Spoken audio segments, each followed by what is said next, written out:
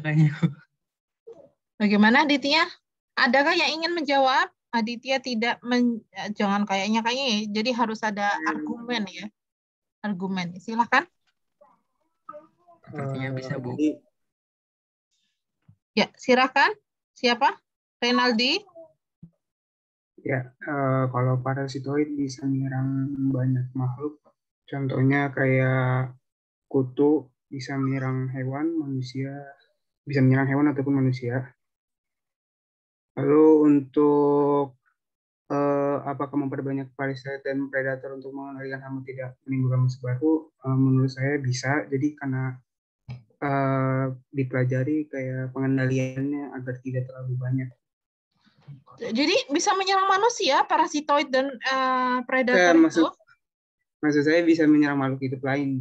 Kalau kayak contohnya kutu, apa? Contohnya apa? Kayak kutu, misalkan kayak parasitnya itu kutu, Bu. Bisa menyerang hewan atau manusia, kutu rambut gitu, Bu. Kutu rambut, oke ya.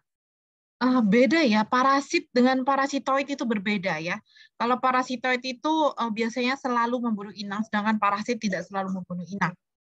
Ya, jadi saya kasih satu kesempatan lagi. Silakan ada yang ingin menjawab. Renaldi 3D ya tadi ya. Kelompok berapa Renaldi? Kelompok 1. Oke, silakan yang lainnya.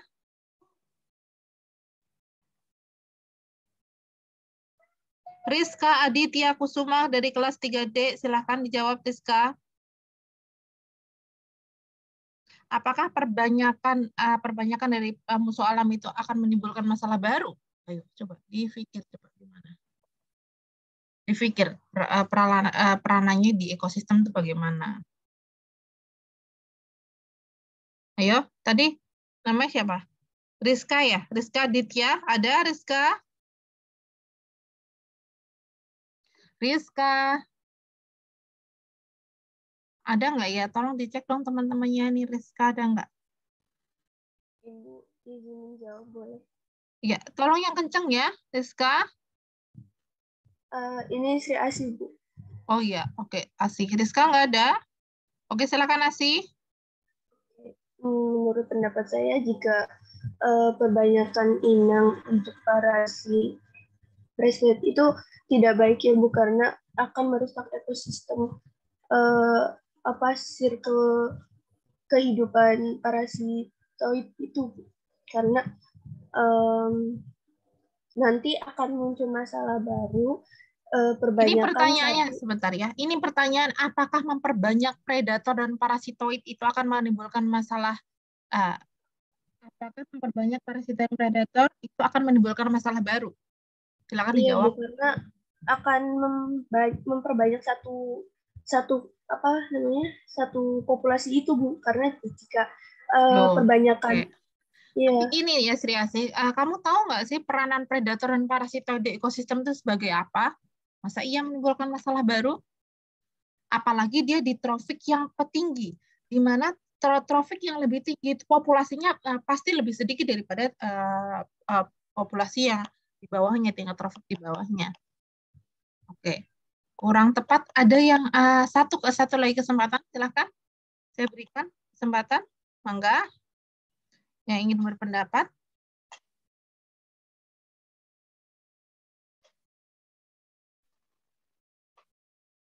Ayo, silakan. Siapa yang ingin berpendapat? Masalah ya, mau benar atau salah. Julia Lutfi Widiasari.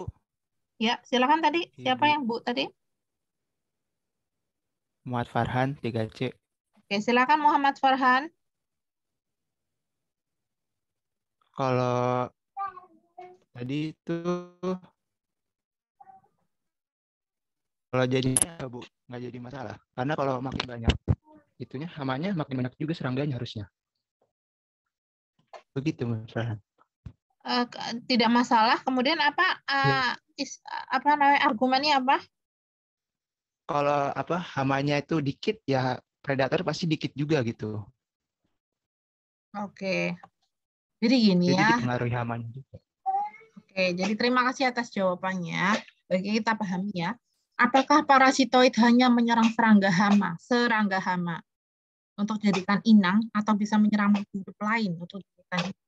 Jadi seperti yang sudah dijelaskan di kuliah tadi, ternyata parasitoid, which is dia itu biological agent, agen biologis, dia tidak hanya menyerang serangga, namun dia bisa menyerang arthropoda lain seperti spider, seperti laba-laba ya. Laba-laba itu bukan serangga ya, dia termasuk arachnida dan dia kelasnya sudah berbeda ya, seperti itu. Jadi bisa menyerang makhluk hidup lain. Dan apakah memperbanyak parasitoid dan predator untuk mengendalikan hama itu tidak menimbulkan masalah baru? Sejauh ini itu tidak menimbulkan masalah baru ya. Jadi kita namanya kita mengkonservasi. Salah satu dari taktik pengendalian hama kan ada konservatif, ada konservasi ya. Salah satunya adalah konservasi. Kita mengkonserv musuh alami sehingga musuh alami itu semakin established di lapangan. Itu konservasi. Selain itu ada introduksi kita memasukkan musuh alami dari luar, dan yang satunya augmentatif atau augmentasi, di mana kita memperbanyak musuh alami dari laboratorium dan kemudian kita lepas atau kita rilis ke lapangan.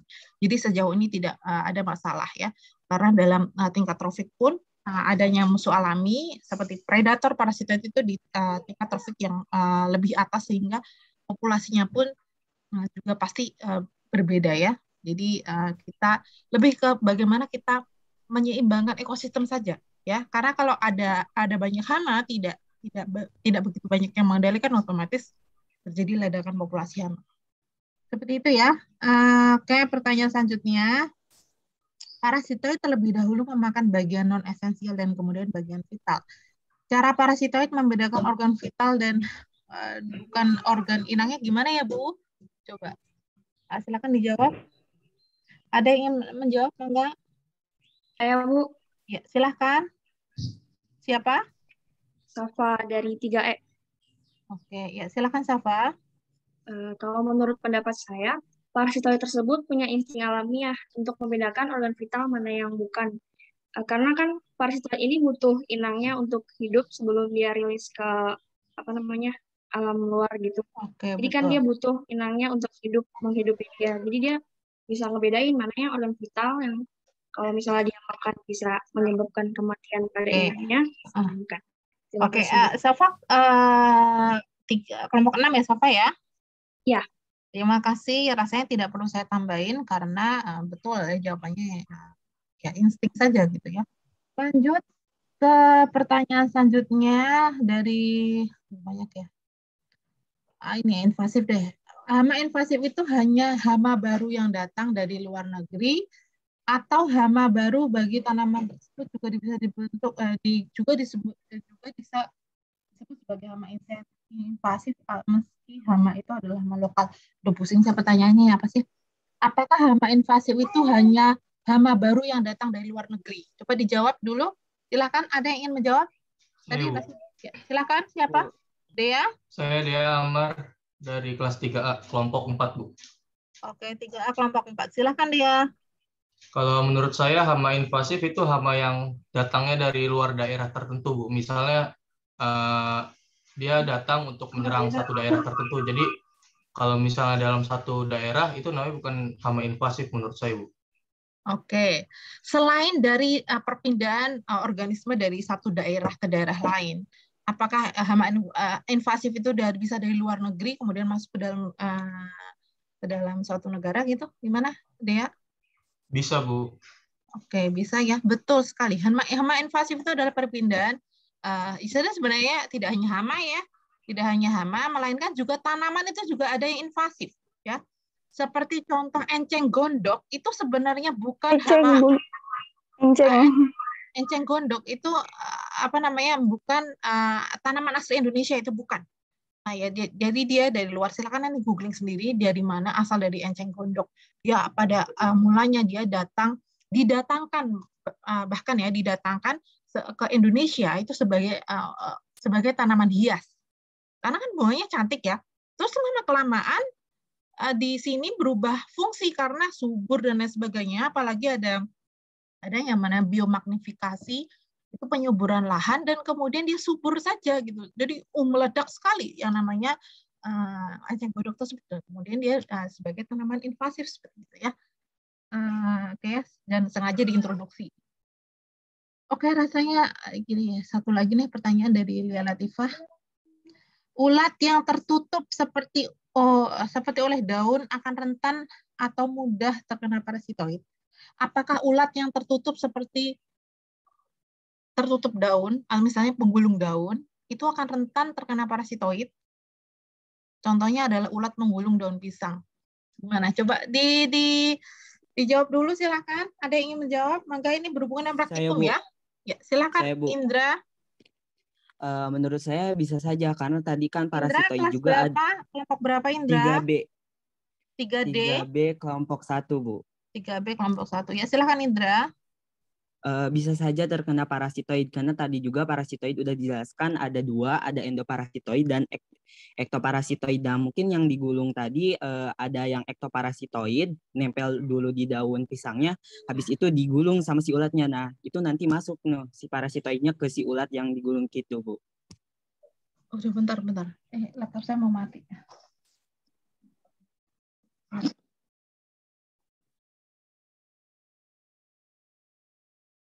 Oke, Indra, jawabanmu 100% betul. Ya. Jadi tadi sudah dijelaskan ada endoparasitoid dan ada ektoparasitoid.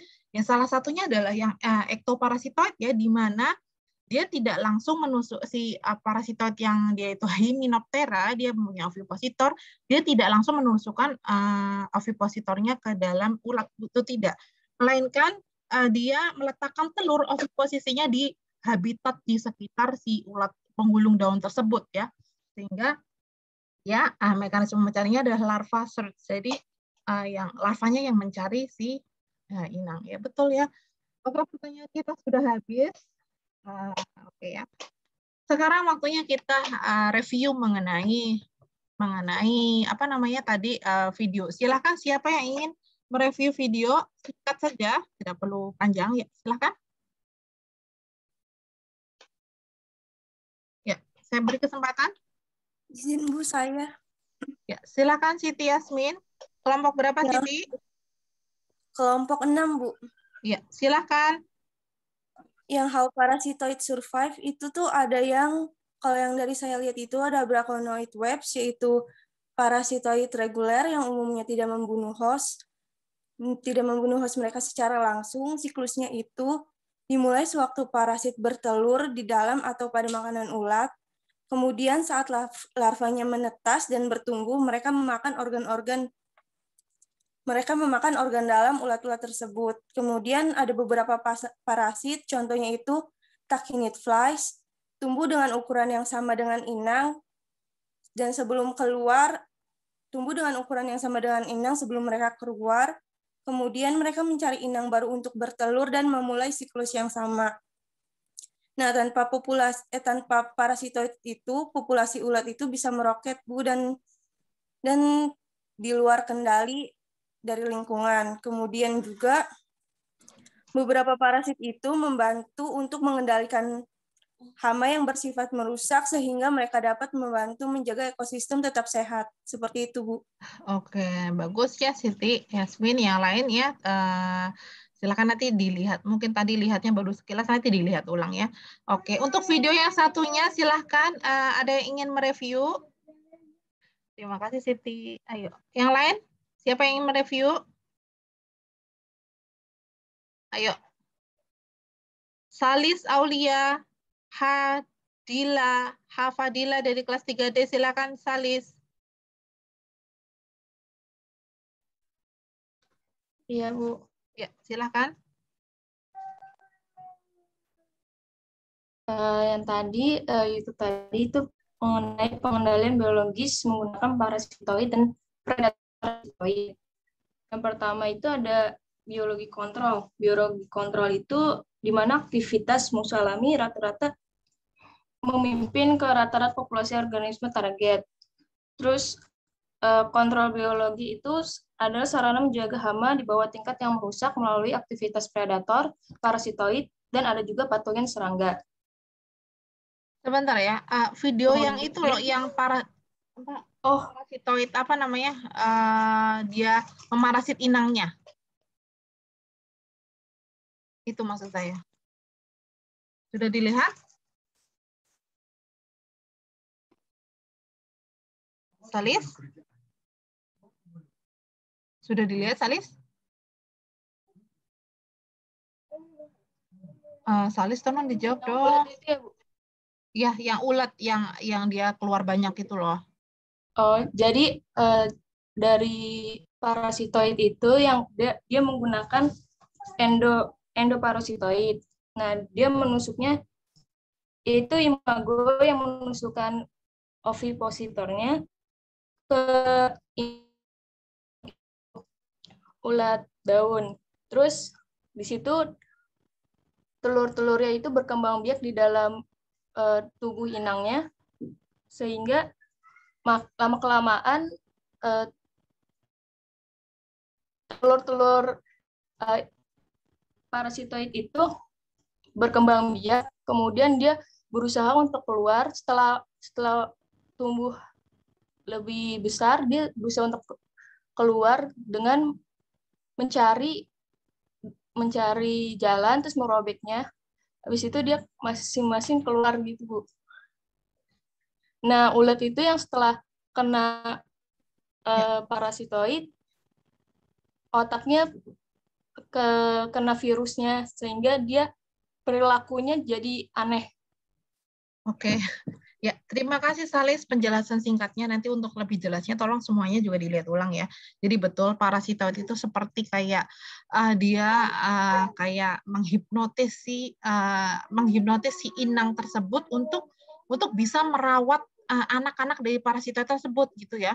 Jadi ketika dia kan endoparasit ya, yang di video itu dia ditusukkan ke dalam inang, kemudian parasit larva telur, kemudian menetas di dalam inangnya, kemudian dari larva. Jadi larvanya tuh dia makan jaringan non esensial, kemudian menjelang berpupa dia keluar. Setelah itu malahan dirawat oleh si inangnya tersebut. Jadi dijagain dari parasitoid lain atau dari musuh alami lain, karena banyak yang mengganggu juga kayaknya di ekosistem ya. Jadi itu dijaga malah kayak seperti anak sendiri gitu ya. Namun lama-kelamaan akhirnya si inang tersebut mati. Seperti itu ya. Oke, kemudian saya ingin bertanya mengenai yang mata kuliah yang lalu, mengenai integrated pest management ya. Oke, apa ya?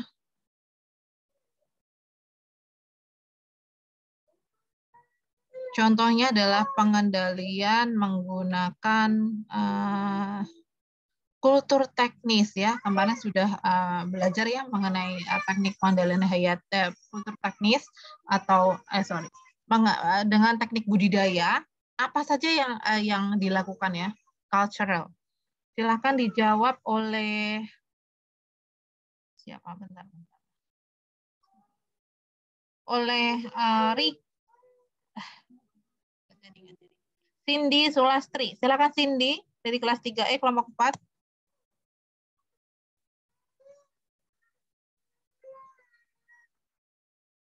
Ya, Cindy. Ada, Cindy?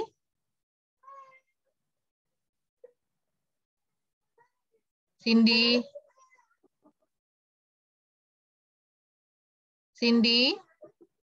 Mana ya Cindy ya? Yang lain mau menjawab, silahkan.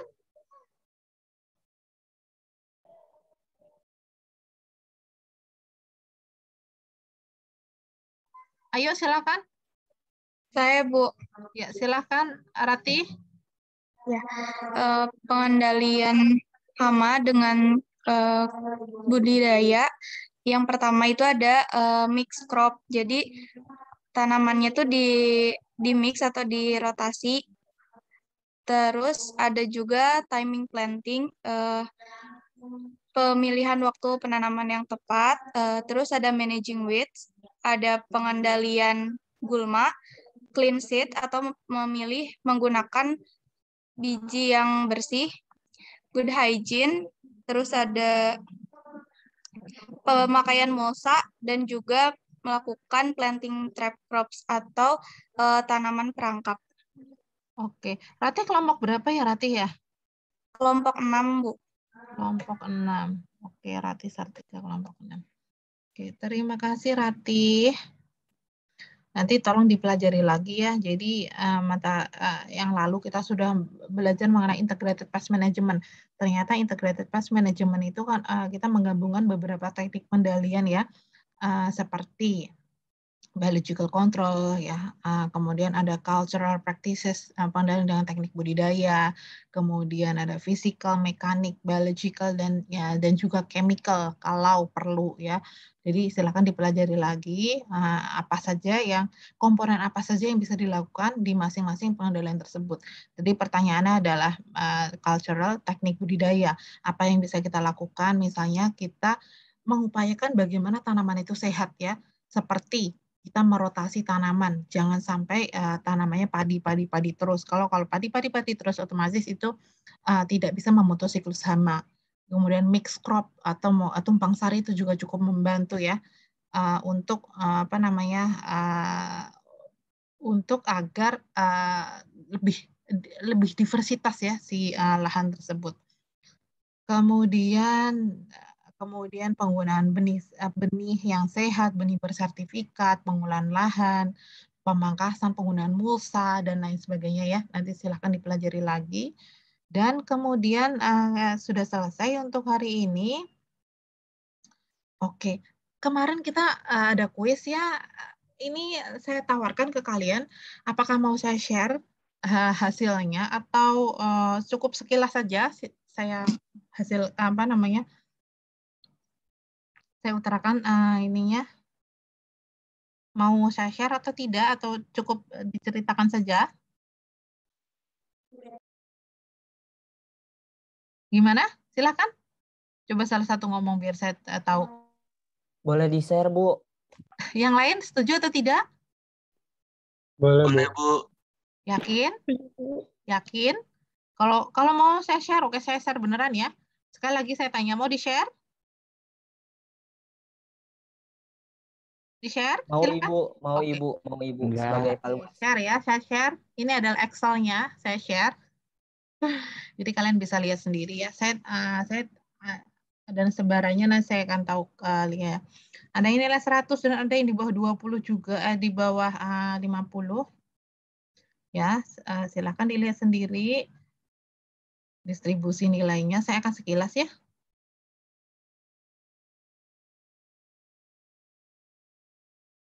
Sudah terlihat ya?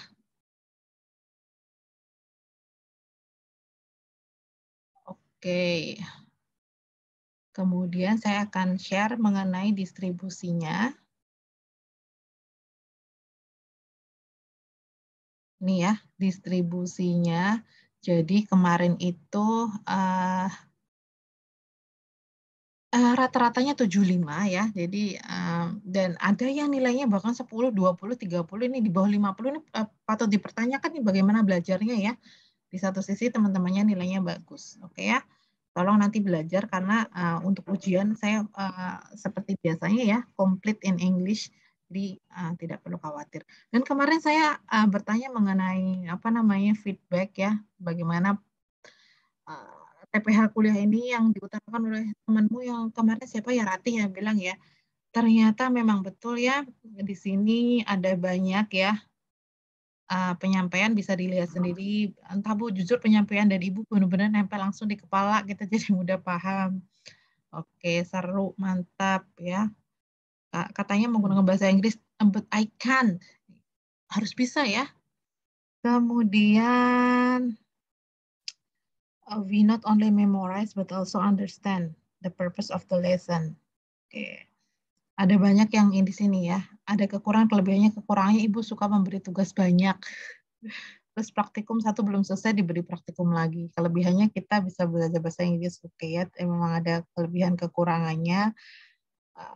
Yang intinya di sini ya tetap tetap feedbacknya banyak yang bagus ya. Jadi suka ngeblank kalau ditanya, bisa dilihat ya. mudah dipahami dengan berbagai cara pengajarannya. The matter that you teach make us understand, dan lain sebagainya. Seru.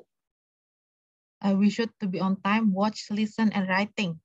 It's 3 things that to do on the video YouTube ya. Dosennya seru, assignment every week ya. Karena saya ingin kalian betul-betul belajar ya. Karena kalau belajar hanya dengan mendengar saja itu keefektifannya kurang ya. Jadi kalian harus melihat, mendengar, dan mengerjakan. Lebih tegang daripada yang lain ya. Silakan dinikmati saja ketegangan ini karena ketegangan ini hanya sementara. Oke, itu yang ada pertanyaan sebelum saya tutup. Silakan. Ada pertanyaan? Tidak ada? Cukup, Ibu. Oke, cukup ya. Oke, saya akan memberikan selamat dulu kepada yang nilainya 100 saja deh. Yang lainnya juga selamat ya, karena nilainya banyak yang bagus. Tapi ini hanya permulaan ya. Untuk minggu depan mungkin kita akan bikin kuis yang seperti ini lagi untuk persiapan ujian. Jadi tolong dipersiapkan sebaik mungkin. Belajar bukan sistem SKS itu tidak ada ya. Untuk yang nilainya 100 itu ada Muhammad Alvin Muharam, kelas 3C, Talita Salsabila Halim, kelas E, kemudian Mita Eka Mawanti, kemudian Syafa Adelita, Gracia Retno Setio, Fahrunisa Ahmadi, Fipih Mawar Lestari, Ferdiansyah, Lia Latifah, Alfia Indah, Firial Humaira, Muhammad Rafi Aryu, Diva Putri, Alia Salsabila, Sastra Wijaya, Nanda Maulida, banyaknya 100 ya, Putri Nabila, Haria, Pradana, Hafifah, Ubaidillah, Fika Nabila Putri, Khairunisa, Putri Irsyad, Fahri Yusuf, Yoni Sholihah, Aditya siapa? Arya Nugraha, Mia Amelina, Muhammad Rizky, Wandi Purnama, Muhammad Dafa. Aduh, banyak banget ternyata. Saya pikir beberapa doang. Dea Amar Ermidia Putri. Lalu ada Rizwanudin, Satrio Hidayatul Alam. Oke, untuk yang nilainya apalagi di bawah 50 jangan berkecil hati, masih ada itu ya. Masih ada masih ada waktu untuk memperbaiki ya. Oke, terima kasih untuk hari ini. Silakan menuliskan hari Jumat. Selamat berakhir pekan. Sebelumnya sebelum mengakhiri mata kuliah ini, silakan 20 menit dari sekarang kalian mengisi e-presence dan mini quiz yang sudah saya sediakan. Oke, sudah ada? Sudah ada ya? Silahkan dikerjakan dan sampai jumpa minggu depan. Sekian dari saya. Wassalamualaikum warahmatullahi wabarakatuh. Waalaikumsalam warahmatullahi wabarakatuh. Terima kasih banyak, Ibu. Terima kasih banyak, Bu. Sama-sama. Thank you.